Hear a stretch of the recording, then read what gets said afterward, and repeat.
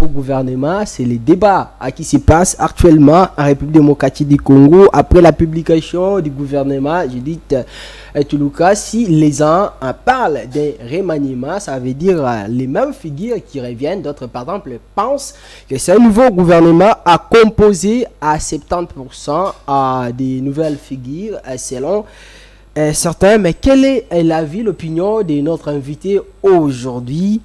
Les réponses, c'est tout à l'heure dans cette émission. Tout au long de cette émission, on va revenir sur les profils des ministres nouvellement nommés, du ministère de l'Intérieur en passant par le ministère de la Justice jusqu'au ministère de la Jeunesse. Est-ce que les personnes nommées inspirent-elles la confiance pour la population congolaise? Est-ce que cette fois-ci, elles essaieront et travailler de la bonne manière, contrairement aux ministres qui étaient là, qui ont travaillé durant le gouvernement Samalou Konde 1, Samalou Konde 2. Ce gouvernement, j'ai dit Toulouka, attendu depuis longtemps par le Congolais qui vient de sortir.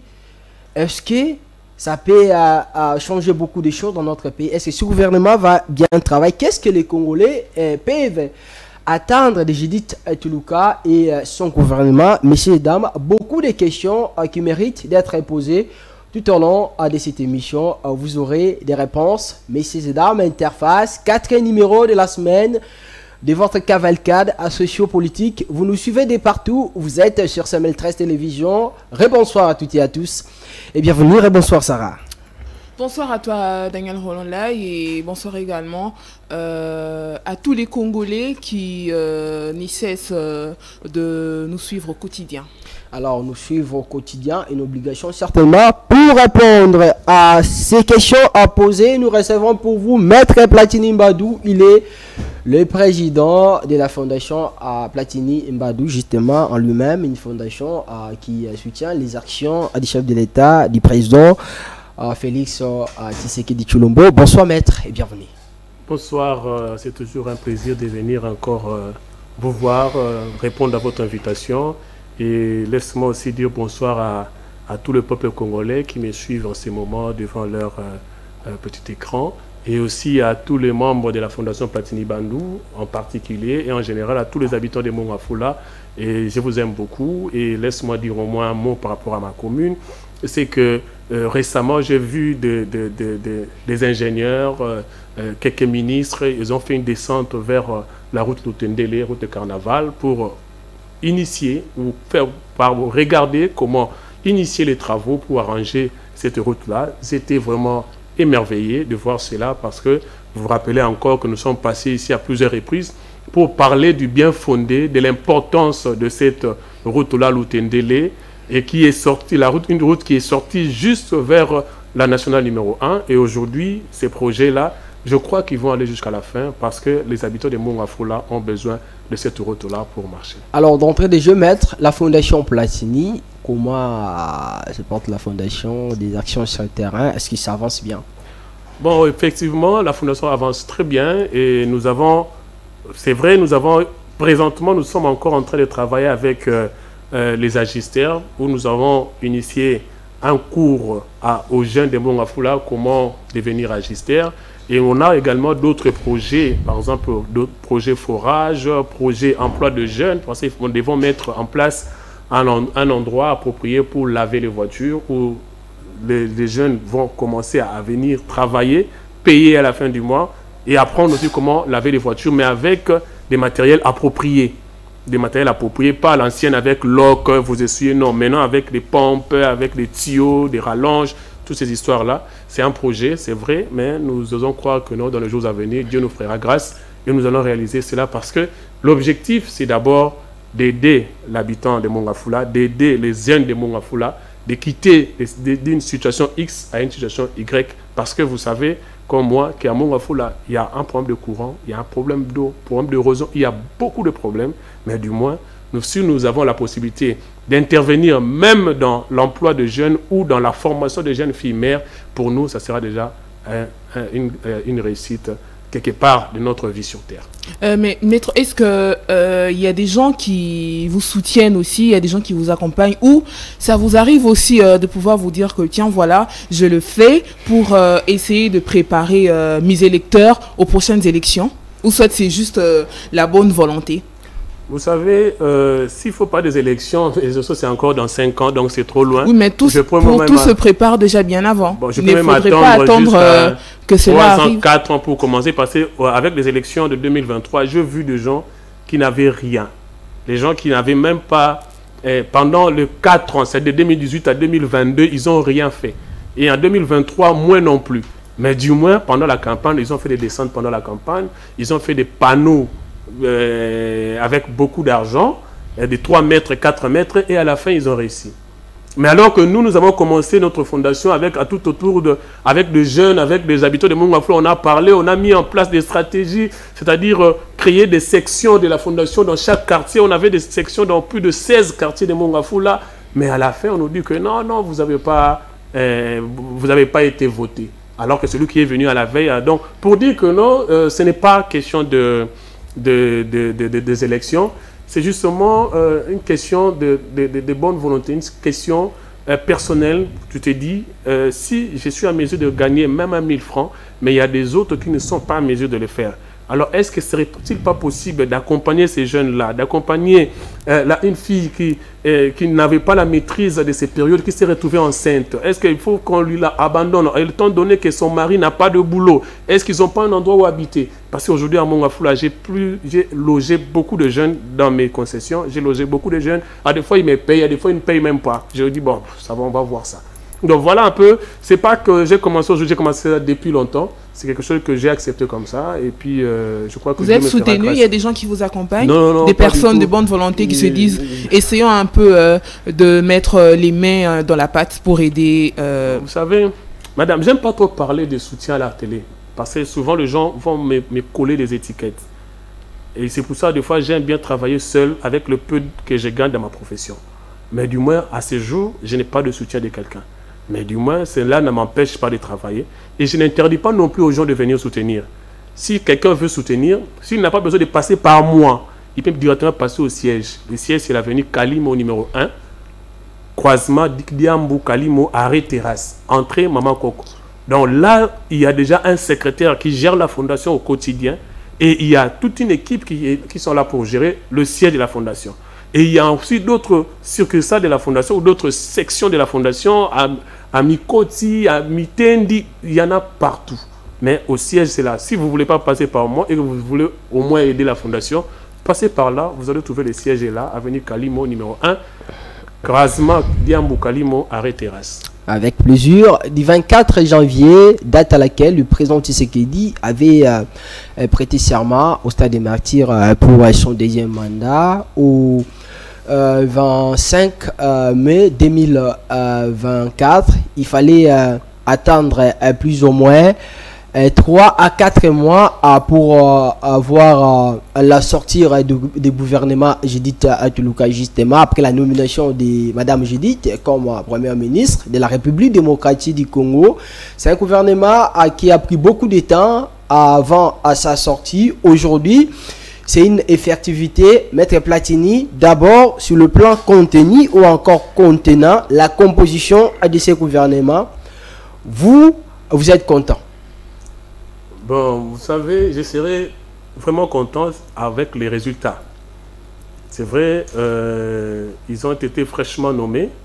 Nous attendons beaucoup d'eux et nous savons que ils sont compétents. Dieu va leur prêter main forte pour qu'ils puissent réussir le pari qui se présente devant eux.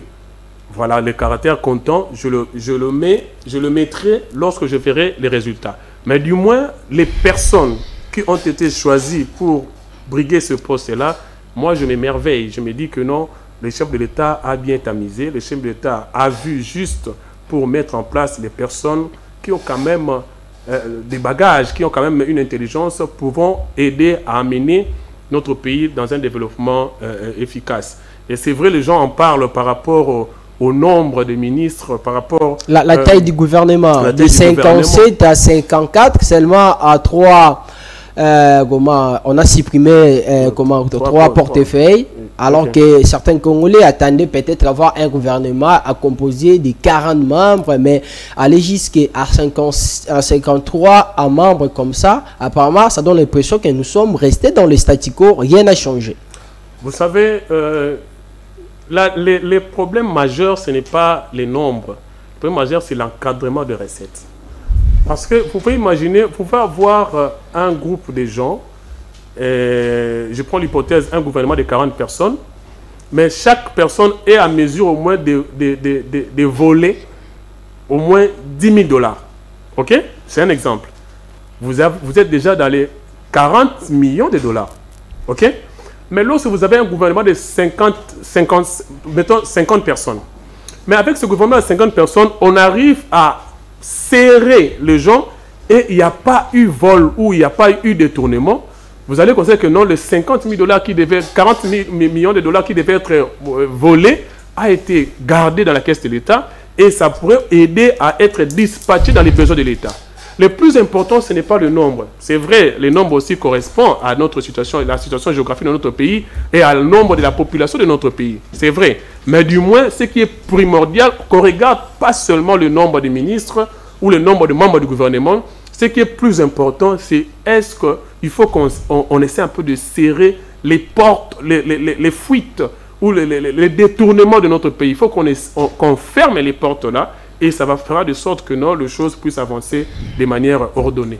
Alors, les choses puissent avancer de manière ordonnée, Maître Platini, certainement, c'est une évidence, mais aujourd'hui, il y a d'autres ministères qui existaient à l'époque, qui sont aujourd'hui supprimés, ou bien scindés, mélangés avec d'autres ministères. Par exemple, le cas du ministère du numérique, dirigé à l'époque par Ebirande Kolongele, qui s'avérait être un ministère important aujourd'hui, surtout en ce qui concerne la numérisation du portefeuille congolais. Mais le fait de supprimer, de scinder, bien démélanger ces ministères avec le ministère des Pétantiques, dirigé par Augustin Kibasa Maliba, est-ce que c'est une bonne décision de la part de Félix Tshisekedi et Mme Ajedi Tuluka? Vous savez, je crois qu'il y a eu des analyses qui ont été faites par rapport à cette question-là. Et il y a eu des éléments qui ont été avancés de part et d'autre par rapport aux gens qui étaient pour le maintien et pour le mélange dans le pétantique.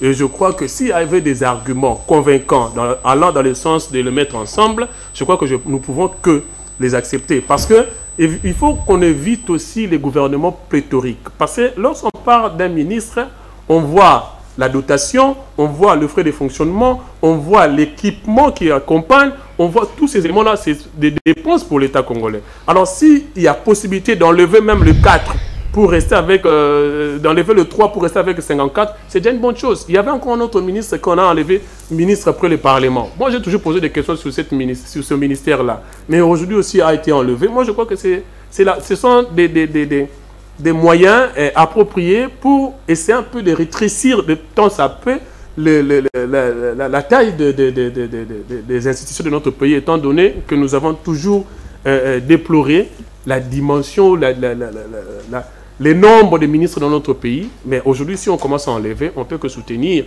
Moi, je crois que ce n'est pas encore tout. Dans les jours à venir, il faut qu'on commence encore à soutenir d'autres ministères qui, à mon sens, ça devait être formé un ministère au lieu de le scinder pour mettre du poids dans le budget de l'État. Par exemple, le ministère des Affaires étrangères, le ministère de l'intégration régionale et le ministère de la francophonie, normalement mettre de la coopération plutôt, et il y a un autre ministère, il y a une partie proprement dite liée à la francophonie dont Mme Bestine Kazadié nommée comme ministre près du ministre des Affaires étrangères. Est-ce que c'était nécessaire de séparer ces ministères comme ça au lieu de les mélanger justement pour permettre au gouvernement congolais de ne pas commencer à trop dépenser pour chaque ministère? C'est pour cette raison que je suis en train de dire que c'est vrai, il y a eu des arguments de part et d'autre. Parce que je suppose que lorsqu'ils étaient en train d'élaborer, il y a eu des échanges qui ont été faits entre les deux, les gens qui étaient pour le mettre ensemble et les gens qui étaient pour que ça soit scindé. Alors, les arguments qui ont été avancés, je crois qu'à ce jour, ils ont estimé que non, c'était nécessaire de les séparer. Alors moi, personnellement, je crois que à ce jour, je peux avancer des arguments, aller dans le sens de le maintien ou de séparation, mais il faut plutôt lire l'ordonnance loi portant organisation qui va sortir bientôt, organisation aux compétences de chaque ministère. Les attributions. Les attributions de chaque ministère, et puis ça va nous permettre de voir quelles sont les attributions du ministère, par exemple, des Affaires étrangères, par rapport au ministère de la francophonie, par rapport au ministère X, et puis réfléchir, mais est-ce qu'il ne serait pas possible que dans les jours à venir, qu'on puisse le mettre tout ensemble pour que ça constitue, ça forme un seul ministère. Ce sont des réflexions comme ça qui est lancée à la place publique, et la loi aussi portant attribution des ministères serait également lancée. Après le débat, chacun de nous pouvait au moins conclure dans son coin pour dire que non, nous estimons qu'on peut le mettre ensemble pour éviter à notre gouvernement des dépenses colossales. Qu'est-ce que vous pensez? Quelle est votre opinion de ceux qui disent que le président de la République s'est retrouvé aussi dormi, il ne savait pas, parce qu'avec obligation de remercier d'une manière ou d'une autre les gens qui l'ont soutenu pendant la campagne électorale, beaucoup de regroupements politiques et des partis politiques aujourd'hui dans notre pays. C'est pourquoi il fallait créer ce ministère qui devrait être ensemble justement à question de permettre à chacun ou bien à chaque parti politique de se retrouver quand même. Vous savez, dans notre pays, c'est vrai, nos lois ne favorisent pas la tâche du chef de l'État. Et ces systèmes des autorités morales avec des regroupements politiques, avec des ambitions démesurées, vous savez qu'aujourd'hui, après plus de 5 mois pratiquement, que nous avons vu le gouvernement sortir, après plus de 5 mois, nous avons vu le Parlement être installé. Ce sont des pratiques que nous ne pouvons pas, au de ces plateaux, aimer ou bien confirmer ou appuyer. Et ce sont des moyens compliqués que je n'appuie pas, mais ce sont des faits. Ce sont des faits qui tirent leur source de la loi. C'est-à-dire, le Premier ministre est issu du Parlement, à la majorité parlementaire, et dans le cas d'espèce, la majorité parlementaire était déjà acquise, parce que cette année, l'Union sacrée a plus de 400 quelques députés. Alors, il fallait nommer un formateur parce qu'il y avait des frustrés, parce qu'il y avait des gens qui avaient des ambitions. Et tout cela, ça ne favorise pas, ça n'aide pas le chef de l'État à avancer par rapport à ses ambitions, par rapport à ce qu'il veut réellement faire pour ce pays. Ce sont des pratiques à ne pas encourager. C'est vrai, c'est après 5 mois, mais enfin, nous avons quand même ce gouvernement. Donnons-leur la chance de travailler et voir ce que ça va donner. Et les frustrés et les autres, on devait mettre fin à cela. Pourquoi? Parce que lorsqu'on vient pour travailler au nom de l'État, on vient pour la population, pas pour soi-même ou pour les individus. Aujourd'hui, c'est ce qui dérange notre pays. Les gens, quand on ne lui donne pas, il est frustré.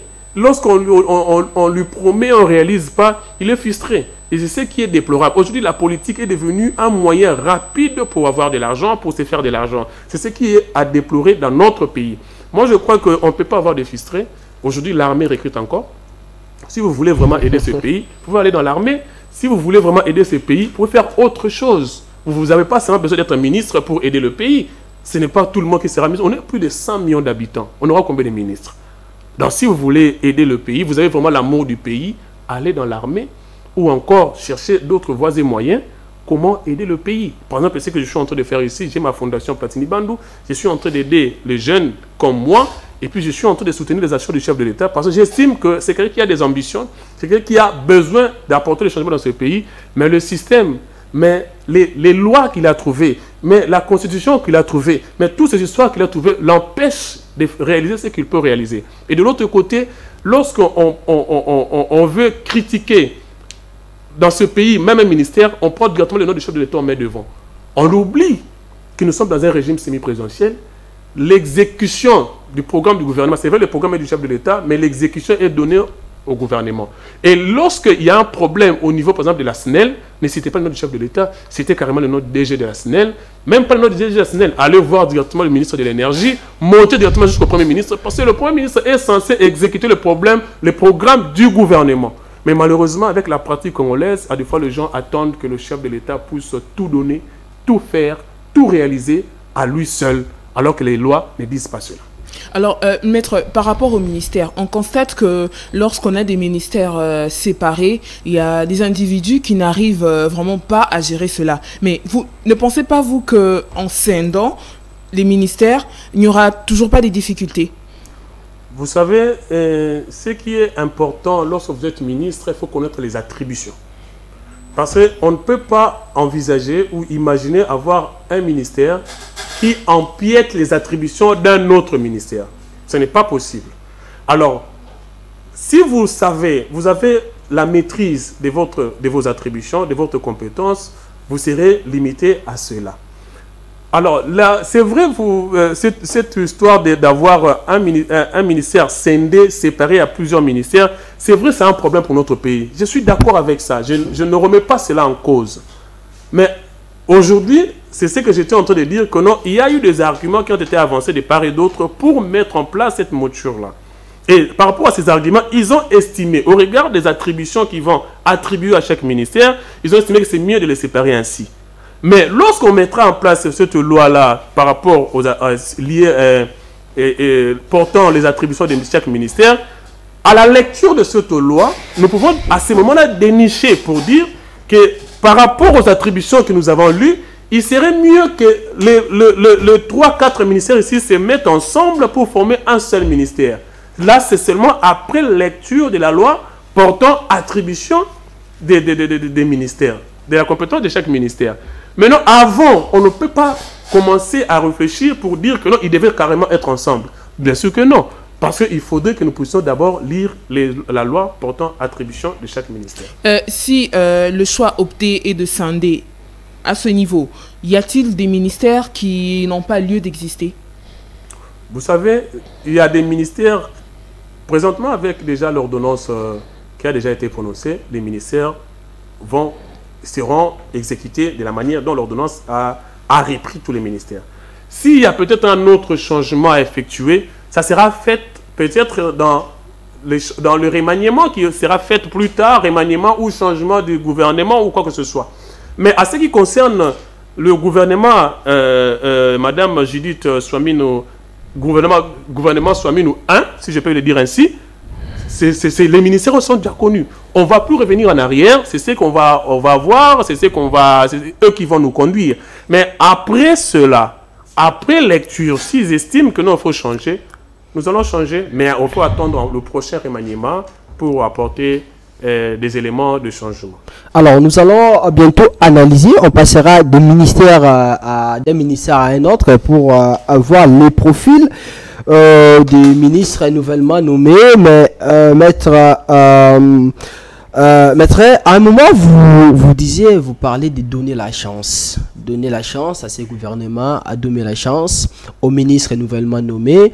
Mais est-ce qu'en démocratie, dans la gestion de la République, doit-on donner la chance aux ministres nommés, ou bien c'est une obligation pour chaque ministre, qu'on leur donne la chance ou pas, de travailler pour ne pas abuser de la confiance donnée par les chefs de l'État ou bien par la population congolaise d'une manière ou d'une autre?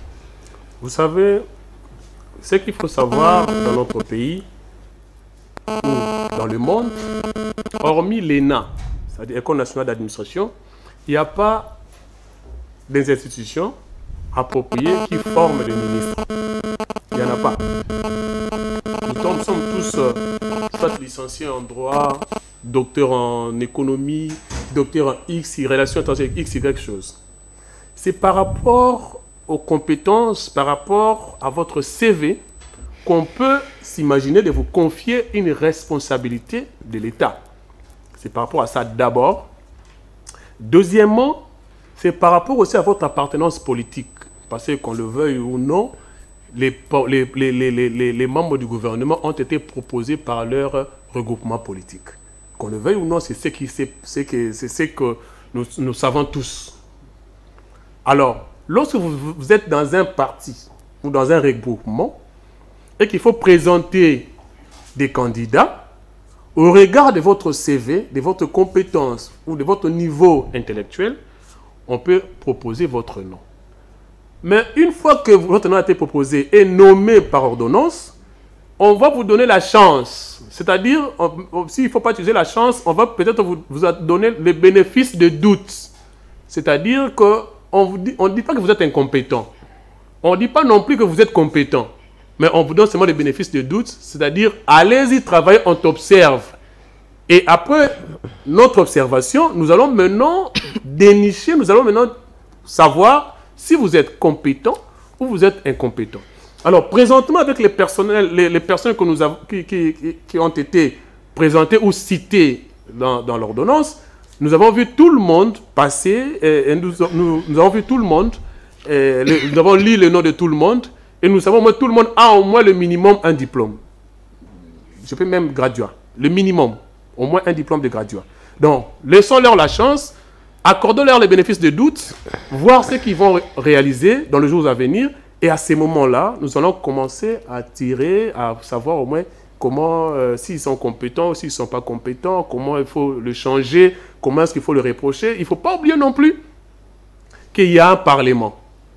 Et le Parlement a la grande responsabilité d'interpeller chaque ministre qui s'est méconduit ou qui n'arrive pas à travailler convenablement.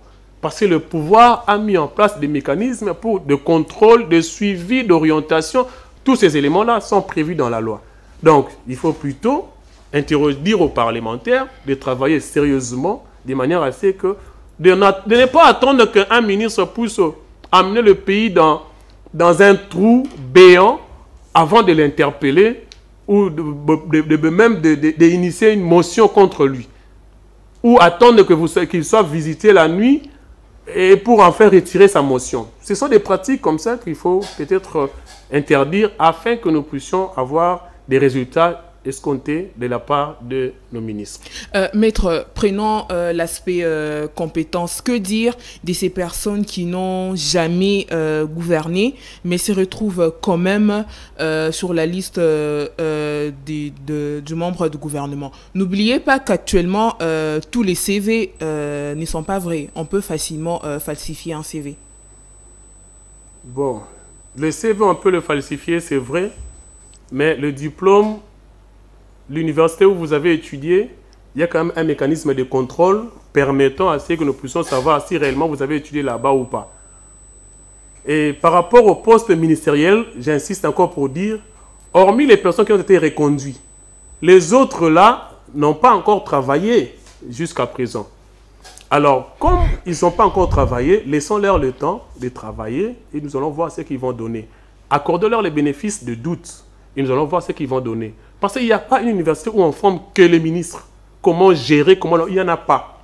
Mais plutôt, il y a quand même des gens qui ont été X quelque part, Y quelque part, et c'était déjà de l'apprentissage. Mais celui qui n'a rien fait, c'est-à-dire qu'il n'est même pas père de famille, il n'est pas marié, il n'est rien du tout, mais directement ministre, qui vous a dit que non, il va mal travailler?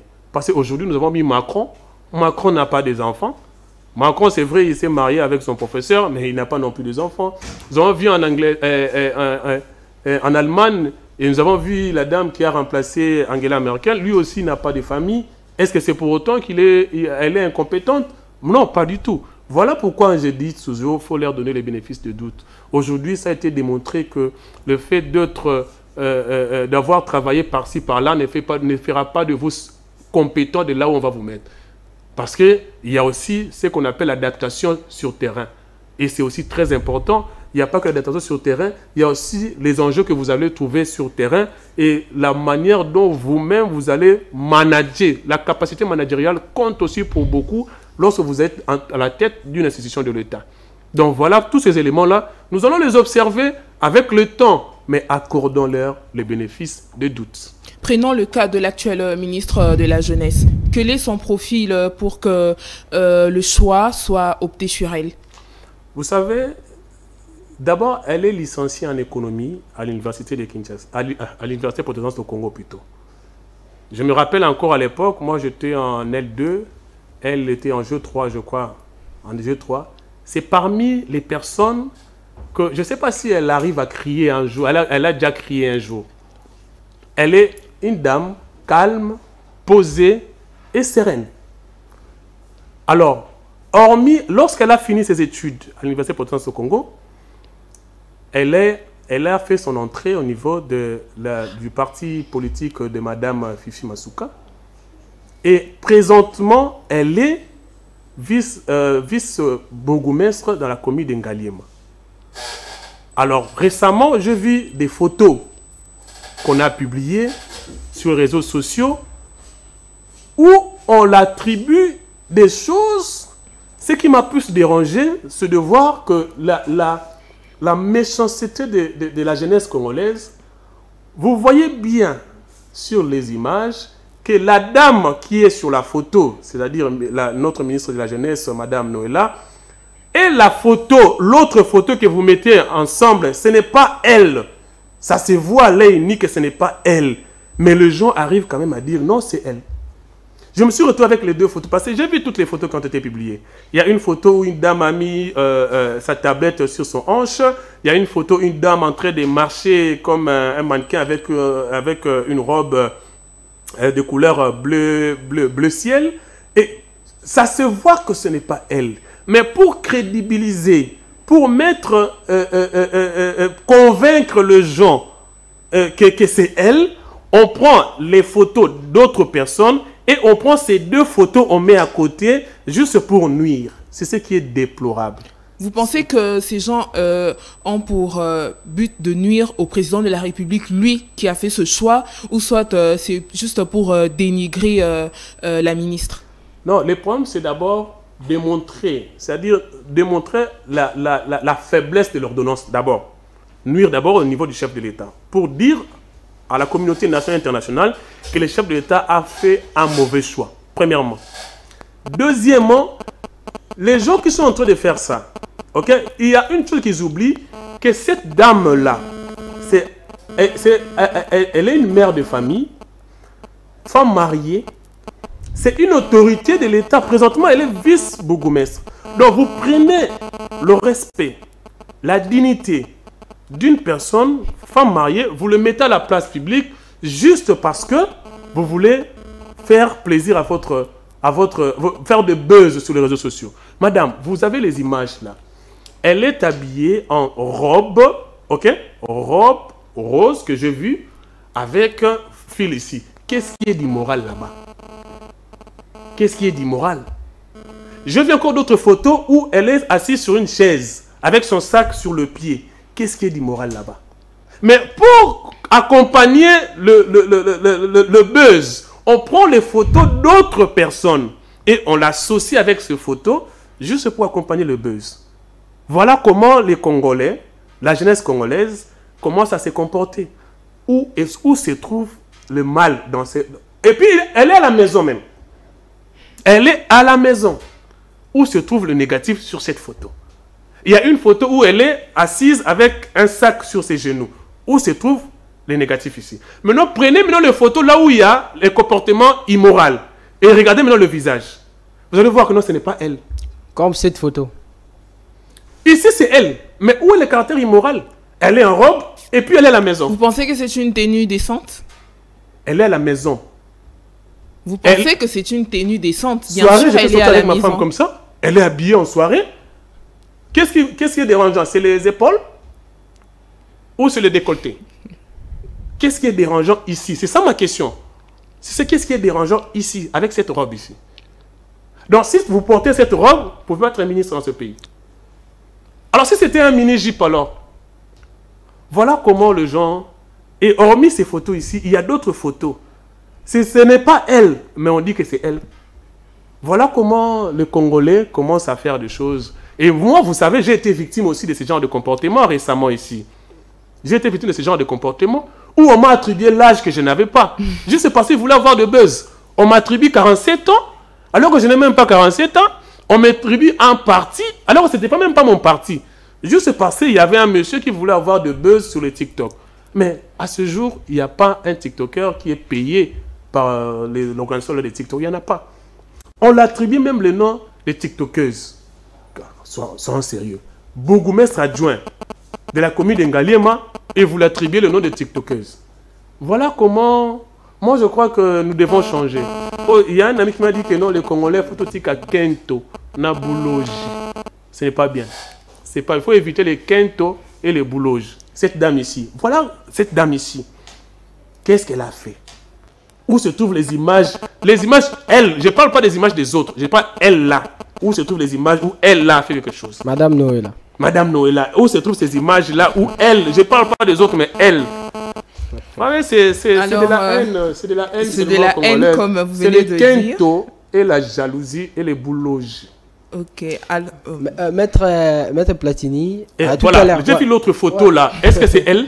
J'ai vu la photo d'une fille à la piscine. Voilà, regardez le visage. Vous pouvez comparer le visage maintenant. Maître, vous parlez au début de cette émission, quand Sarah vous avez posé cette question concernant les profils de cette dame, Madame Noëlla, devenue nouvellement ministre de la Jeunesse. Est-ce que le choix de Madame Noëlla pour remplacer Yves Boukoulou, vous pensez que c'est un choix judiciaire et qui va apporter quelque chose dans la manière de gérer ou bien de mettre en place des projets efficaces pour promouvoir la jeunesse de la République démocratique du Congo, surtout à la nouvelle citoyenneté?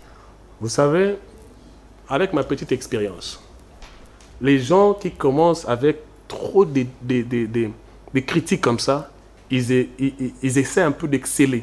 C'est-à-dire, elle va faire des choses qui vont surprendre beaucoup de gens. Je ne connais pas le bilan de Yves Boukoulou jusque-là. Je n'ai pas fait de recherches par rapport à ça. Mais du moins, la manière dont cette dame est harcelée aujourd'hui, et je suis sûr qu'elle va faire des bonnes choses et des grandes choses. Là, vous devenez comme un prophète. Non, avec ma petite expérience, parce que je n'ai pas vu quelqu'un, il y a 54 membres du gouvernement. OK? 54. Mais elle est la seule qui a été mise à la place publique pour être pendue sur des choses qu'elle ne maîtrise même pas et sur des choses qu'elle n'a pas faites. Non seulement elle n'a pas fait, mais on prend même des images des autres personnes pour lui attribuer cela, juste pour que Makamounabengue Simba. Vous imaginez un peu? Alors pourquoi cet acharnement? Si c'était dans des églises, on allait parler d'une étoile. Par exemple, dans les gens, présentement, elle est déjà bourgmestre adjoint dans la commune de Mongafou, de Ngaliema. On suppose qu'elle a déjà géré. OK? Elle a déjà des projets, elle a déjà eu à gérer la commune de Ngaliema, qui est parmi les vastes communes de la ville de Kinshasa. Parmi les vastes communes. Alors aujourd'hui, elle a déjà de l'expérience, elle a déjà de la maîtrise, et on peut lui donner le bénéfice des doutes pour ce ministère. Le bilan de l'ancien ministre, je vais faire des recherches pour trouver les éléments par rapport à son bilan, mais à ce qui me concerne, je crois que cette dame ici, son excellence Noëlla, elle a un autre truc kilométrique. Hein. Et je crois qu'elle va faire des grandes choses. Parce que je peux Noëlla Bamala, je crois qu'elle va faire beaucoup de choses. Alors, Maître, on traite souvent notre jeunesse d'inconsciente, mais également de tous les maux que vous connaissez. Quel défi Madame Noëlla peut-elle relever pour essayer de mettre fin à cette conception? Vous savez, la jeunesse, si nous arrivons à des fois à se comporter de manière peu ordonnée, c'est parce que à des fois nous n'avons pas d'issue. La jeunesse n'a pas de sortie dans ce pays. La jeunesse se retrouve dans une situation où on est en train de tout voler. On vole à la jeunesse presque tout. Permettez-moi la tautologie, on vole à la jeunesse sa jeunesse. Par des vieux qui sont là justement pour leurs intérêts, sans tenir compte des intérêts de la jeunesse. Ce qu'il aura comme travail primordial à faire, c'est d'abord travailler sur l'emploi de jeunes. Travailler sur la formation de jeunes. C'est très important. L'emploi de jeunes et la formation de jeunes. Aujourd'hui, les jeunes que nous sommes, lorsque nous allons à l'université, c'est pour faire quoi? C'est faire le droit, faire l'économie, faire le journalisme aussi, parce que c'est en vogue, et puis faire X, Y chose. Est-ce que dans le marché, c'est ce qui est demandé? C'est ça le problème aussi. Donc, je crois qu'avec son équipe, il faut mettre en place une équipe dont la mission sera de charger pour détecter le vrai besoin de la population. On peut aujourd'hui réunir des jeunes tout autour d'une formation de 6 mois et puis leur envoyer pour faire un travail. Aujourd'hui, lorsqu'on parle même de terres arables, c'est vrai, nous avons des terres arables, mais qui fallait cultiver? On peut aller dans le sens de mettre en place des mécanismes pour former les agriculteurs jeunes pour commencer maintenant à donner du maïs et des autres à la population. Mais pardon, je vous relance. Est-ce qu'il faut mettre tout ça derrière les dos de Mme Noëlla au moment où nous savons, d'ailleurs, le président Tshisekedi promettait de créer des millionnaires congolais, jusque même après sa prestation de serment.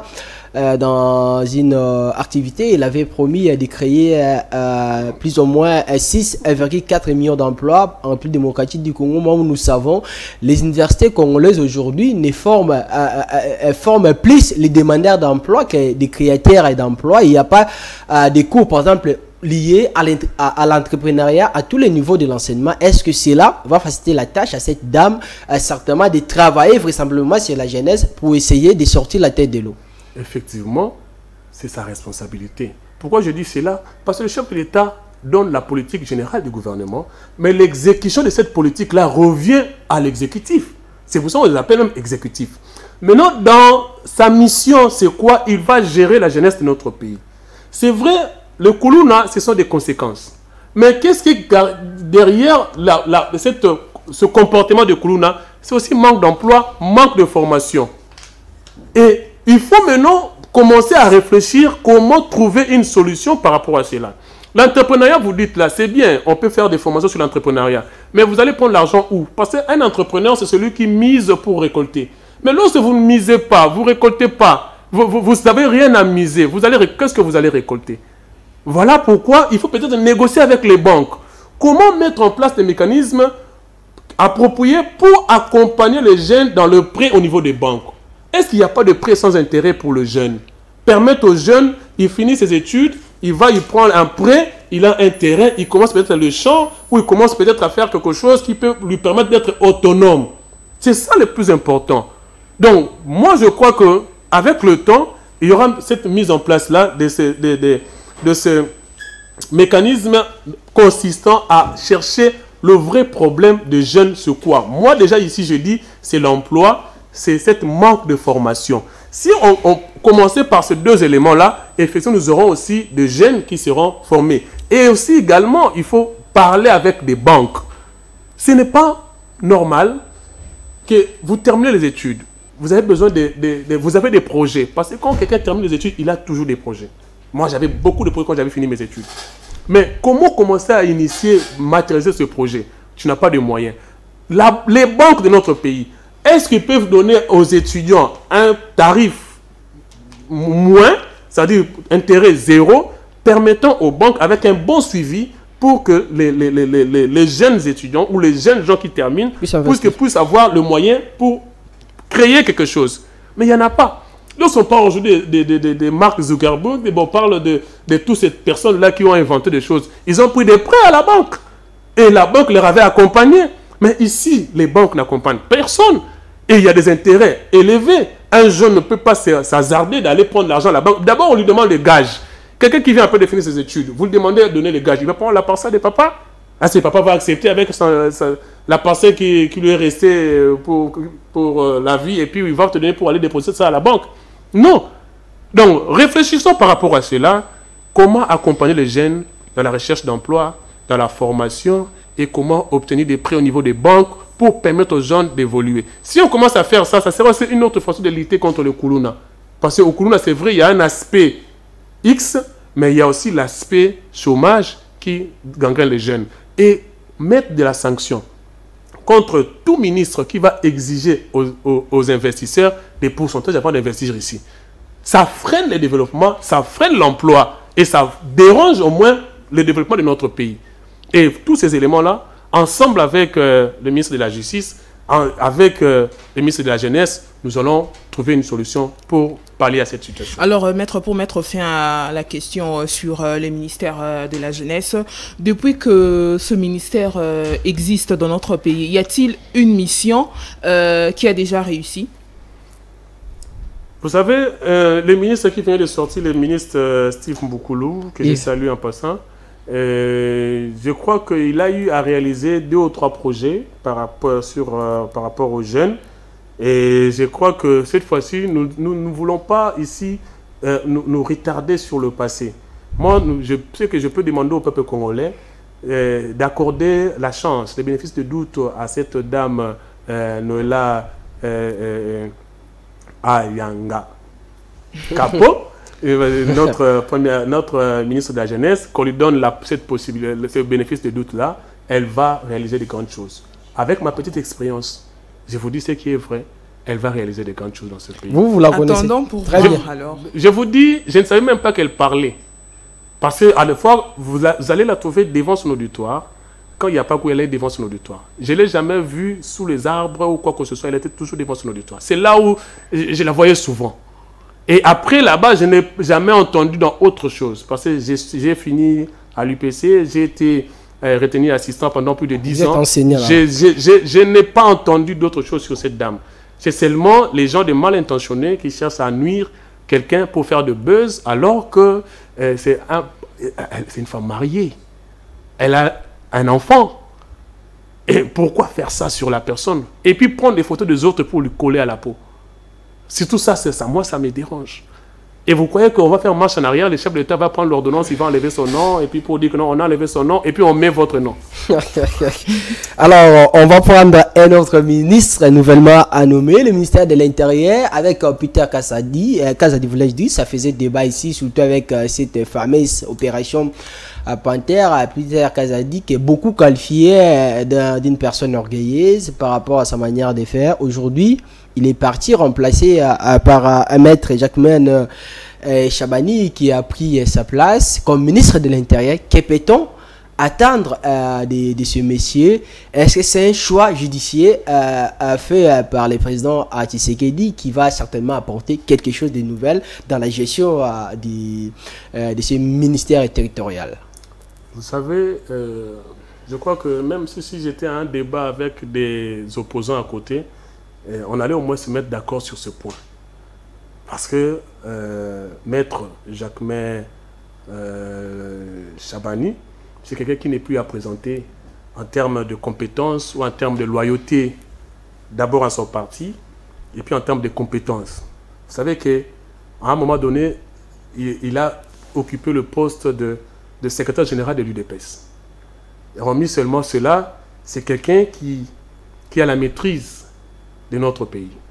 Et moi, je crois qu'aujourd'hui, à la tête de ce ministère, il va faire beaucoup de grandes choses. Parce que je connais personnellement le monsieur et il ne change pas. C'est-à-dire, même quand il était ministre, il était conseiller principal du chef de l'État, il était toujours comme il était. Il est devenu chargé à campagne du chef de l'État. Il a gardé aussi ses épaules en place. Il est devenu sénateur, il a gardé ses épaules et aujourd'hui il est devenu ministre de l'Intérieur, il a toujours ses épaules en place. Pour dire que non, il a la maîtrise, c'est-à-dire qu'il n'est pas surpris par le pouvoir, mais plutôt il a la maîtrise et il se prend le pouvoir pas comme quelque chose pour s'en réjouir, mais plutôt comme une responsabilité mais où le peuple congolais attend beaucoup de lui avec ce qui se passe à l'est du pays, avec ce qui se passe avec les arrestations de coups d'État que nous avons entendus, avec ce qui se passe. Donc, il a sur sa table beaucoup de questions qu'il est appelé à gérer. Mais en lui connaissant sa maîtrise, parce qu'il a fait élire le chef de l'État avec plus de 75%. Donc, si on était à l'université, c'était une distinction. Et il a fait beaucoup de choses. Donc, par rapport à cela, moi, je crois que c'est vraiment s'il y a deux bons choix, il est le premier choix qui a été fait avec conscience et puis intelligence. La crainte ici, c'est de faire la main en culpa. Parce qu'à l'époque de Peter Kazadi, quand il a été choisi, beaucoup disaient et parlaient de lui au vu de ses comportements, de son comportement, voulais-je dire, à l'époque où l'UDPS était à l'opposition, mais sur le terrain, c'était un autre Peter Kazadi avec une autre manière de faire les choses. Vous savez, bon, quand les gens parlaient de Peter Kazadi, moi, je n'étais pas là, mais du moins, à ce qui lui concerne, ce n'est pas le premier poste qu'il est en train d'occuper. Je vous dis, il était d'abord secrétaire général de l'UDPS. Après, il est devenu conseiller, bon, je prends le pouvoir, pendant ces 5 ans, le premier mandat du chef de l'État, il était conseiller principal. Tu as entendu parler de lui? Pas du tout. Il est devenu chargé à campagne. Tu as entendu parler de lui? Pas du tout. Vous voyez maintenant comment est-ce qu'il s'est comporté comme conseiller principal en matière politique. Grâce à lui, il y a eu des réunions au niveau de la CENI où le chef de l'État s'est comporté comme un candidat ordinaire. Où il tenait compagnie le président Tshisekedi quand il parlait des Martin, des Fayulu ou tout ça. Voilà. Donc voilà comment il a géré le chef de l'État par rapport à la période de campagne, par rapport sur le plan politique. Voilà comment il a fait élire le chef de l'État avec une grande distinction. Voilà comment il a fait des choses de manière propre et ordonnée. il n'y a pas eu de cris, il n'y a pas eu de mort d'homme, il n'y a pas eu de dérangement. Ça démontre à suffisance de preuves que non, il a quand même de la maîtrise de la gestion de la chose publique. Il a quand même de l'intelligence de gestion. Alors par rapport à cela, le ministère de l'Intérieur, c'est vrai, il y a beaucoup à dire. Parce qu'il y a la police d'un côté, il y a, de l'autre côté, il y a l'armée, et il y a le DGM, il y a toutes ces histoires-là sont entre ses mains. Avec la maîtrise qu'il a, il peut faire de grandes choses, il peut orienter le Congo vers son développement. Et je crois même qu'à l'est du pays, déjà avec la présence de Maître Chabani, je crois que nous aurons des échos. Parce que non seulement il est des pères et des mères, mais il a aussi de la compétence et de l'intelligence pour bien mener ce ministère-là. La compétence de l'intelligence, certainement une évidence, mais est-ce que vous pensez qu'il peut relever les défis aujourd'hui de ces phénomènes coloniaux, l'insécurité, surtout d'une manière particulière à Kinshasa? Il peut changer la donne? Naturellement. Pourquoi est-ce que je dis qu'il peut changer la donne? Parce que c'est quelqu'un qui est né pour accomplir de grandes choses. Aujourd'hui, je peux vous dire ce qui est vrai, qu'au regard de tous les postes qu'il a occupés, il a quand même apporté quelque chose de nouveau. Partout où il est passé, tout ce qu'il a eu à réaliser, il a apporté un élément nouveau. Et je crois qu'avec le Kuluna, vous savez cette histoire de Kuluna, il faut seulement mettre en place des mécanismes consistants à arrêter même les gens qui gardent les Kuluna. C'est-à-dire, une fois qu'on a arrêté un Kuluna, tu habites où?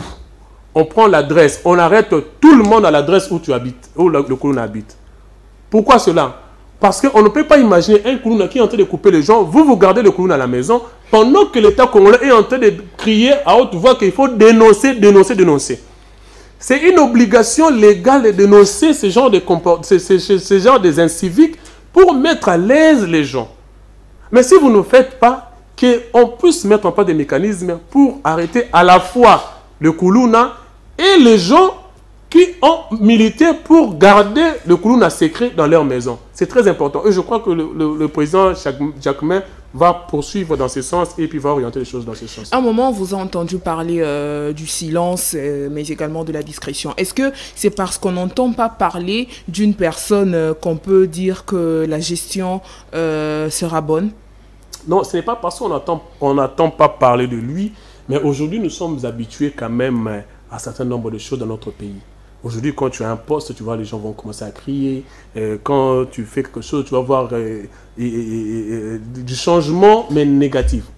C'est-à-dire, quelqu'un va faire des choses pour montrer aux gens que c'est lui, en fait. OK? Mais voyez comment est-ce qu'à un moment donné, il a été rejeté. Il faut qu'on se le dise. Il était dans l'UDPS. Il a fait plus de... Parce qu'au départ, en 2018, il était président de la campagne, il y a eu des PS. C'était lui qui était le président qui organisait la campagne. Et lorsque le chef de l'État est sorti, chef de l'État, pratiquement, il a été oublié. Il a été oublié complètement. Et il est resté calme, posé sur ses bottes, en train d'écouter tout ce qu'on disait sur lui, en train d'accepter tout ce qu'on parlait de lui, et jusqu'au jour où Dieu a fait grâce, qu'il a été récupéré encore à nouveau. C'est un élément que beaucoup de Congolais n'ont pas. Aujourd'hui, c'est même avec la publication des résultats, la publication des ministères, déjà, il y a déjà des frustrés qui commencent déjà à parler à la télé. Les gens, non, nous avons bâti campagne avec nous-mêmes, avec notre moyen, mais lui, il était chargé à campagne et le chef d'État est sorti chef de l'État. Mais on l'avait oublié. Mais là, il est récompensé. Non, il n'est pas récompensé. C'est plutôt sa loyauté qu'il a récompensé. S'il était comme les autres... Pas sa compétence, mais sa loyauté. Loyauté d'abord. La compétence, même lorsque vous recrutez les collaborateurs, ne commencez pas par la compétence, commencez par la loyauté. Parce que la compétence peut être acquise au fur et à mesure que vous êtes là. Mais la loyauté, non. La loyauté est intérieure. La compétence peut venir dans la pratique, parce que je parle de la compétence comme étant la capacité de bien gérer ce qu'on vous donne comme responsabilité. Ça peut venir, tu peux faire des erreurs au début et ça peut venir au fur et à mesure. Mais du moins, la loyauté, c'est quelque chose que les Congolais ont oublié. Aujourd'hui, là, vous suivez sur la télé, il y a déjà des gens qui en parlent. Non, nous avons bâti campagne avec notre moyen. On a mouillé les maillots. Mais qui vous avez demandé de mouiller les maillots? C'est pour le pays ou bien c'était pour le chef de l'État?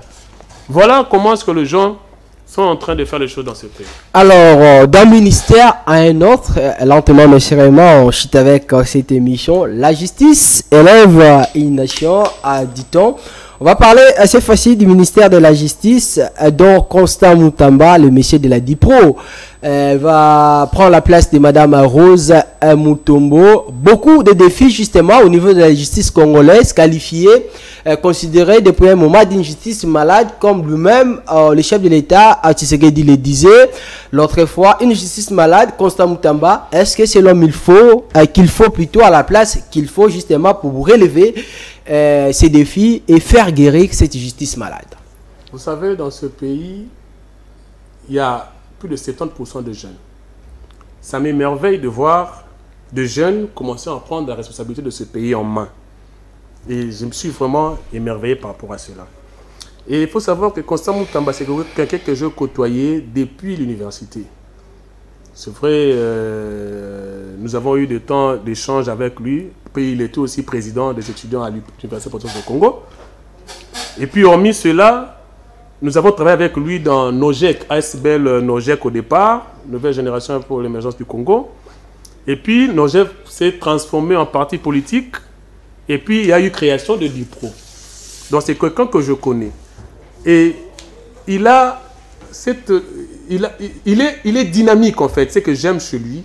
Il est non seulement intelligent, mais il est également dynamique et convaincu de ses rêves, de ses aspirations profondes. Et c'est un élément que beaucoup de jeunes n'ont pas. Et lorsqu'il est déterminé à faire quelque chose, il peut affronter n'importe qui.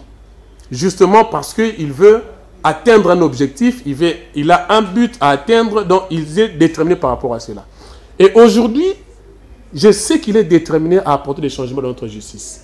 Je sais qu'il va apporter des réformes dans notre justice. Parce que, déjà, je l'ai suivi en train d'insister sur la mise en place d'un parquet financier. Mais il y a déjà des cours et des tribunaux qui sont compétents le parquet financier, le parquet financier, ça sera différent avec le parquet des cours et tribunaux. Parce que les parquets des cours et tribunaux, ils sont sous l'autorité du ministre de la Justice. C'est vrai, mais le parquet financier, ce sera des parquets dont la mission sera de poursuivre quiconque détourne le bien de l'État, peu importe ses immunités. Parce que l'élément qui met en difficulté la poursuite des autorités, c'est les immunités. Les immunités qui sont liées à la fonction. Voilà pourquoi même la CPI, pour contourner ces immunités, il avait imposé l'article 27 du statut de Rome. La défaut de pertinence de la qualité officielle. Aujourd'hui également, avec le parquet financier, il faut qu'on insère cela pour permettre à ce que le parquet puisse se saisir directement. Les gens en parlent beaucoup sur la question de Nicolas Kazadi sur les forages et les autres. Mais quels sont les mécanismes mis en place où le parquet général peut directement quitter pour aller interroger M. Nicolas Kazadi? Il n'y en a pas. Il n'y en a pas. Pourquoi? Parce que, étant donné qu'il avait encore des immunités, il fallait passer par le Parlement pour obtenir l'autorisation. Or, le Parlement n'était pas encore installé.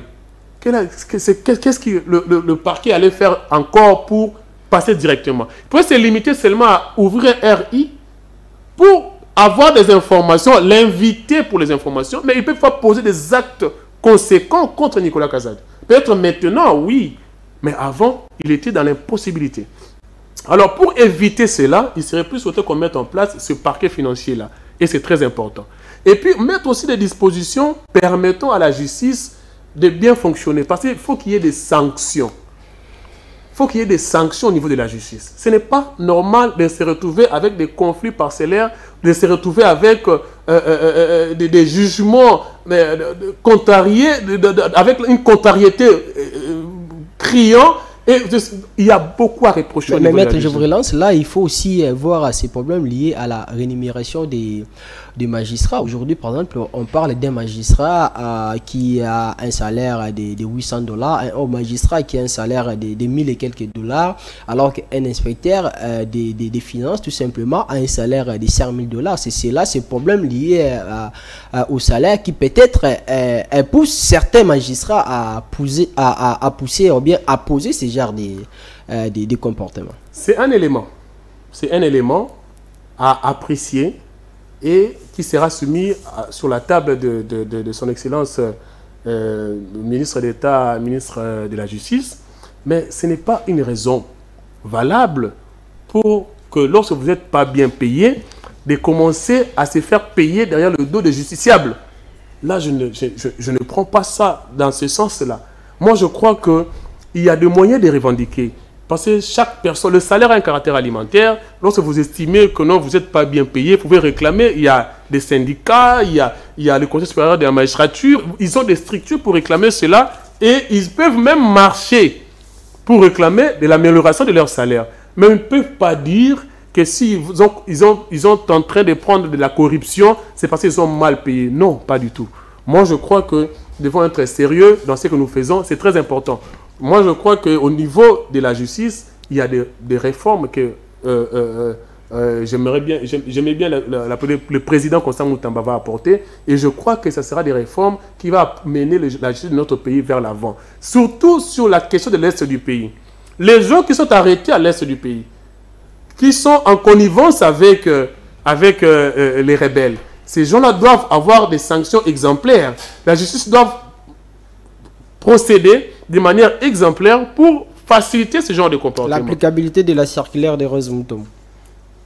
Moi, j'ai toujours dit, l'applicabilité du circulaire n'a pas sa raison. On ne peut pas l'évoquer ici. Pourquoi? Parce que dans le code pénal congolais, il y a déjà la peine de mort. Le code pénal n'a jamais été abrogé. Le moratoire dont vous faites allusion à tout moment par-ci pendant longtemps, c'est quelle décision? C'était quelle décision? C'était une ordonnance, un arrêté ou un circulaire ou quoi que ce soit? Il n'y en a pas jusqu'à aujourd'hui. Personne n'a démontré un titre comme ça où on a écrit au moratoire. Donc moi, je crois que circulaire était venu juste pour organiser les choses, mais pas pour remplacer le code pénal. Aujourd'hui, on ne peut pas parler du circulaire là où il y a le code pénal. Le code pénal a bien je crois, l'article 5 Code pénal livre premier, il y a la peine de mort qui est prévue là-bas. Si on avait appliqué la peine de mort dans ce pays, ça ne sera pas conforme au circulaire. Ça ne sera pas conforme au code pénal. C'est ça la beauté du droit, c'est ça aussi la différence. Le circulaire est venu pour traiter la question du moratoire, mais pas traiter la question de la peine de mort. Moi, je crois que dans notre pays, c'est vrai, il y a beaucoup de choses à arranger, il y a beaucoup de choses à modifier, mais j'ai confiance au président Constant Moutamba, maintenant à son excellence ministre d'État, ministre de la Justice, garde de Sceaux, Constant Moutamba, il va apporter des choses parce que c'est quelqu'un que je côtoyais pendant beaucoup d'années à l'université et aussi après l'université. Je ne peux pas remettre en cause ses compétences, je ne peux même pas, parce que voir un jeune de moins de 40 ans d'abord être candidat à la présidence de la République et aussi devenir candidat au poste de rapporteur adjoint de l'Assemblée nationale et maintenant ministre de la Justice, on peut que saluer le parcours du combattant. On peut que saluer la détermination d'un jeune qui est un modèle aujourd'hui pour les autres jeunes qui veulent œuvrer dans le domaine de la politique. C'est aussi important que nous ayons des jeunes déterminés qui sont prêts à aller atteindre leur objectif, peu importe les obstacles. Parce que vous savez ce qui se passe aujourd'hui. On prend les images de Constant Moutamba, on ajoute son interview sur Télé 7 pour le mettre ensemble. Mais il croit que non, ça va changer quelque chose. Non, l'ordonnance est déjà sortie, le Congolais. Un jeune irradié par les barreaux des Matadi. Ce sont les parcours. Il a connu ce qu'il a connu. La probité morale aussi, ça peut influencer. Tu connais les faits? Pourquoi est-ce qu'il a été radié? Mais vous avez parlé de la loyauté, Maître Platini. Comment expliquer, comment qualifier le fait qu'une personne dise du mal du président de la République, mais se retrouve quand même récompensé aujourd'hui? D'abord, premièrement, il n'a pas dit du mal du président de la République. Il était en train de faire des analyses sur sa personne et sur la situation de notre pays. Mais comment peut-on... S'il vous plaît, madame. Allez-y. Parce que je suis en train d'analyser ses propos. Il est en train de parler de la situation du pays, des circonstances qui ont occasionné un certain nombre de choses dans ce pays par rapport à lui. Il n'a pas dit le mal du chef de l'État. Par rapport à quoi? Oui, voilà. Deuxièmement, s'il est aujourd'hui là où il est, c'est le fruit de son travail. Ce n'est pas une récompense quelconque qui lui serait attribuée parce qu'il a fait X ou Y chose. Non, il n'a rien fait, mais c'est plutôt une récompense, je peux dire céleste, parce que c'est quelqu'un qui s'est bataillé. Il était candidat en 2018. Vous savez qu'il était PCA parmi les membres du conseil d'administration à l'ONATRA. Il avait démissionné. Après sa démission, il était candidat aux élections à la députation nationale. Il a échoué. Il est allé à l'élection sénatoriale, je crois, ou de gouverneur. Il a échoué, mais il a continué de se battre. Il est resté dans l'opposition pendant 5 ans. Et on n'attendait que lui pendant les 5 ans du premier mandat. Et aujourd'hui, on ne peut pas dire que non, il a été récompensé pour quoi que ce soit. Mais plutôt, c'est le fruit de son travail, c'est la détermination, c'est cette détermination farouche qu'il a fait qu'il soit là où il est aujourd'hui. Alors, c'est un modèle que les autres peuvent se référer pour aller de l'avant aussi. Alors, qui sont ces ministres retenus aujourd'hui qui ne méritaient pas de revenir dans ce gouvernement? Bon, vous savez, je peux plutôt citer les ministres que j'estime que non, c'était quand même important de revenir. Il y a par exemple le ministre de l'économie, Daniel Mukoko Samba. C'est quand même quelqu'un qui a de la maîtrise, quelqu'un qui a quand même... c'est lui qui était venu avec la bancarisation, parce qu'on nous avait fait croire que c'était une autre personne, alors que c'était lui qui était venu avec la bancarisation. Et je crois qu'il va quand même apporter des changements. Et au niveau de l'ESU également, et puis au niveau de l'EPSP... Bon, moi, je crois qu'il y a beaucoup de ministres qui ont vraiment, que je crois qu'ils vont faire de grandes choses dans ce pays. Et si nous avons eu à insister sur les ministres que vous avez brandis, c'est parce que les ministres en question, les gens ont parlé d'eux. En commençant par le ministre de la Jeunesse. Il a fait parler les gens. Il a fait parler tout le monde. Et c'est pour cette raison-là que nous voulons que nous puissions revenir sur eux. Et démontrer à ce genre de preuve la méchanceté de la jeunesse congolaise aujourd'hui. Moi, je déplore cela. S'il vous plaît, les jeunes Congolais, lorsque vous salissez les réputations des gens, il faut aussi mettre dans la tête que ce sont des pères de famille, ce sont des responsables. Vous savez que lorsqu'on avait à publier mes images là, où on publie, on me dit j'ai 47 ans, j'ai su de l'UDP, tout ça là, la personne qui m'a envoyé, c'est ma femme qui m'a envoyé ça.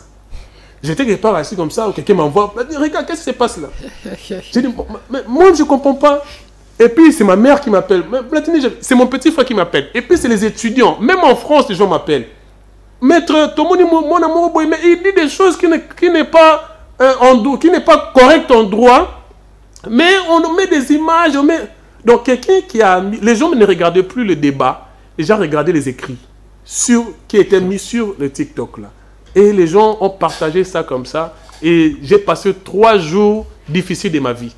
Juste parce que quelqu'un avait besoin de buzz. Ah, c'est ce qu'il faut interdire, c'est ce qu'il faut bannir dans ce pays. Tu as besoin de buzz, cherche ça autrement. Mais ne cherchez pas ça sur la réputation des autres. Parce que vous pouvez parler avec quelqu'un, vous ne savez pas ce qu'il sera demain. Vous ne savez pas ce qu'il est aujourd'hui. Vous ne savez pas ce qu'il fait dans la vie. Je crois que ce petit-là qui était mon co-débatteur de ce jour-là, il ne savait pas que j'étais aussi célèbre que ça. Parce qu'il a reçu plus de 80 millions de vues, quelque chose comme 80 000 vues, dans moins d'une semaine. Lui-même, quand tu regardes ses statuts, il s'est dit pendant c'est ma vidéo de la vie. Il n'aura plus jamais ce genre de nombre de vues par rapport à dans toute sa vie sur TikTok. Justement parce qu'il ne me connaissait pas. Alors, voilà. Maître, maintenant que le gouvernement est finalement connu, peut-on dire qu'on a trouvé le bonheur ou encore peut-on espérer au bonheur cette fois? Bon, le bonheur, c'est d'abord personnel. Le bonheur, ce n'est pas, faut pas attendre le bonheur de votre interlocuteur ou de votre co-débatteur, parce que le bonheur, c'est d'abord vous-même.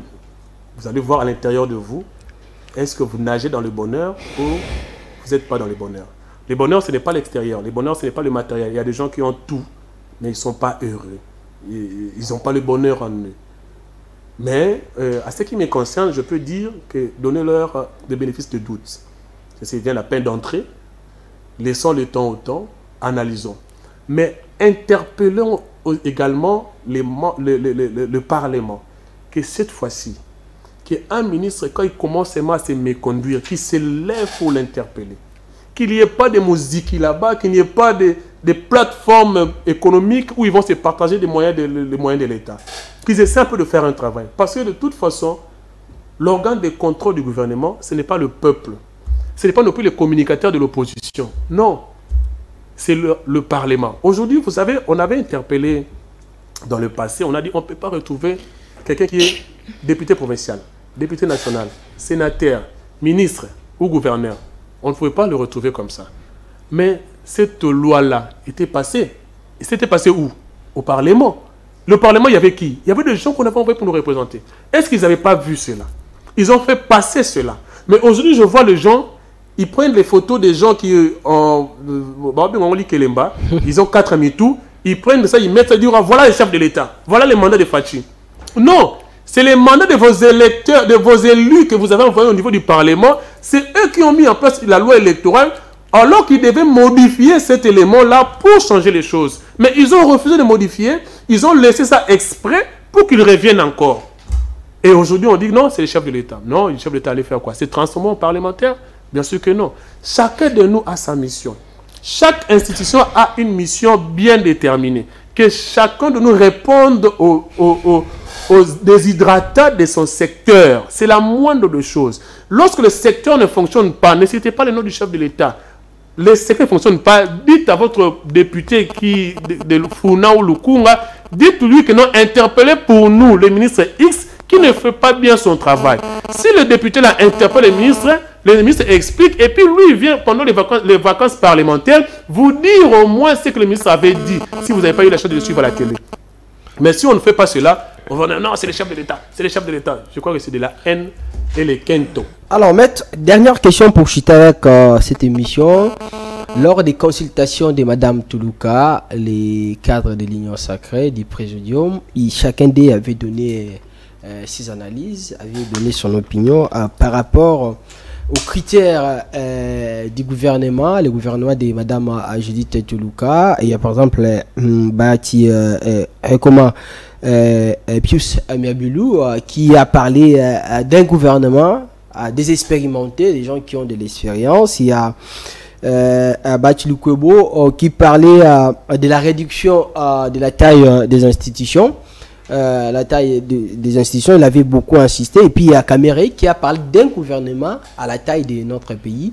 Aujourd'hui, parmi tous ces critères, le gouvernement actuel se marie avec quels critères selon vous? Je crois qu'avec la taille de notre pays, parce que nous avons un pays de plus de 2 345 410 km², nous avons plus de 5 millions d'habitants. C'est vrai, il faut que tout soit géré. Mais je crois que ce qui dérange ce pays, ce n'est pas le nombre, c'est plutôt le détournement. Si on essaie seulement d'encadrer les entrées et que c'est un peu de faire des suivis appropriés dans chaque ministère pour que les gens travaillent sérieusement, le pays ici va aller de l'avant. Moi, je crois que c'est vrai, c'est par rapport à la taille du gouvernement, mais aussi il faut insister pour dire que dans notre pays, le détournement prend plus d'ampleur. Imaginez un peu, papa, on vous fait acheter le forage à 300 000 $. Il avait même dit que c'était 400 000 $. Vous imaginez un peu un niveau de détournement? Est-ce que, même avec un gouvernement de 12 personnes, mais s'il y a déjà un détournement de cette différence-là, mais j'aimerais bien avoir un gouvernement de 80 personnes même, mais qu'il n'y ait pas ces détournements-là. Parce que là, ce n'est pas ce n'est même pas une surfacturation. Là, c'est du pillage. Parce que la surfacturation, on suppose que tu moi 100, moi 50 $ l'écolo, moi 10 000 l'écolo, on peut voir que non, il a surfacturé.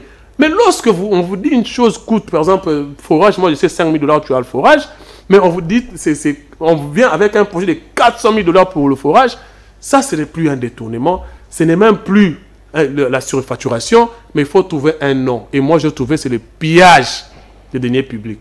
Et aujourd'hui, nous n'avons pas de suite, même si on a payé les 297 000 $ à la va-vite, mais il n'y a toujours pas ce forage-là, il n'y en a pas. Vous imaginez un peu, on paye d'abord un montant exagéré, mais il n'y en a pas. Vous allez encore avec le voiture des ambassades. Vous imaginez un détournement pareil. Le voiture des ambassades. Avec ces gens, tout ce détournement-là, qu'est-ce que vous allez me dire? Entre un gouvernement de 80 personnes qui respectent la loi, qui sont payées par les trésors publics avec des montants connus par tous, et un gouvernement de 12 personnes avec des détournements à cette hauteur-là, qu'est-ce que vous préférez? Platini Mbadou, l'émission est terminée. Votre conclusion?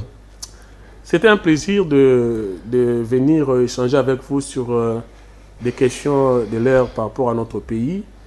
Et je crois que nous avons eu quand même, tant ça peut, à échanger avec notre cœur parce que c'est notre pays. Nous n'avons pas un autre pays où nous irons après ici. C'est seulement notre pays, c'est l'unique pays que nous avons. Nous disons bonne chance aux gens qui ont été promus, qui sont devenus ministres, vice-ministres, et ainsi de suite. Nous attendons beaucoup de vous. Nous osons croire que vous allez travailler pour l'avancement de ce pays. Et hormis cela, nous disons aussi à tout le peuple congolais de ne pas se donner aux interprétations négatives. Aujourd'hui, j'ai constaté une chose, même sur TikTok, même sur Facebook, même dans toutes les plateformes que nous avons numériques, vous savez, il y a des gens qui se donnent maintenant à suivre n'importe quoi. Les insultes, les critiques négatives, toutes ces histoires-là, les gens se retrouvent dans ça. Et tu vas retrouver que tu publies quelque chose de scientifique, tu as 2 vues, mais tu trouves quelque chose de non scientifique, d'immoral, tu as des vues comme pas possible. C'est ce qui est déplorable. Essaie un peu de faire monter les débats, même au niveau de l'opposition. Essaie un peu de remonter les débats. Vous savez, quand vous êtes dans l'opposition, vous n'allez pas chercher les arguments. Les arguments sont par-ci, par-là. C'est-à-dire, vous pouvez entrer dans le chômage, vous entrez là-bas dans des difficultés. Mais essayez un peu de lever les débats. Réfléchissons de manière objective, analysons de manière objective, voir comment établir les responsabilités de chaque personne. Aujourd'hui, moi, je dis déjà aux gens, Madame Toulouka, il est le coordonnateur du gouvernement. Il est le coordonnateur. Chaque ministre sera dans un poste bien déterminé. Et par rapport à ce ministre-là, lorsqu'il s'est méconduit, dites à votre député que vous avez élu là, qu'il puisse interpeller les ministres. Ne dites pas que non, Maman Toulouka, tout le monde est sur le côté. Non, il est le coordonnateur, il oriente, il dirige, mais la personne qui a la tâche, ce n'est pas elle. Il y a un ministre de transport, il y a un ministre de urbanisme et habitat, il y a un ministre de tous ces éléments-là. Même quand il y a l'eau dans le pays, ne sautez pas d'être un ministre, il y a un gouverneur même. Et c'est un peu de lever les débats, réfléchissons de manière scientifique, parce que les gens nous suivent et ce ne serait pas une bonne chose. Je vais jeter pour dire un mot aux habitants de Mongafula. Je vous salue et je crois que nous allons rester ensemble, parce que j'avais promis aux habitants de Mongafula qu'après les élections, moi je viendrai vers vous. Et aujourd'hui, après les élections, la Fondation Patini Bandou continue d'exister. Et la Fondation Patini Bandou continue d'œuvrer dans ce sens. Et aussi, il faut que je le dise aussi, la saison sèche va commencer bientôt. Nous sommes déjà en train de nous préparer avec des sacs vides et pour aller lutter contre les érosions. Là où il y a des érosions, nous allons profiter pendant cette période, mettre des cales, des blocages, faire des digues pour faciliter à ce que cette période, pendant cette période de saison sèche, pour protéger toujours les habitudes de la population. Et je vous aime beaucoup, je vous salue, je vous dis bonjour. Merci beaucoup, maître. C'est un réel plaisir une fois encore de vous recevoir dans cette émission. Merci surtout d'avoir répondu à toutes nos questions de la bonne manière. Je rappelle que vous êtes le président de la Fondation Platini Bandou, mais aussi enseignant des droits à l'université, comment IPC, université protestante du Congo. Merci, maître. Merci, Sarah. Merci, Daniel. Merci également à vous, maître, mais aussi à toutes ces personnes qui nous ont suivis. On se dit à demain. Puis j'ai failli oublier les noms. On se dit donc à demain pour un autre numéro, mais aussi un nouvel invité. Alors, à demain, 16h, pour les 5e et derniers numéros de la semaine de cette émission. Que vive la République, vive la RDC.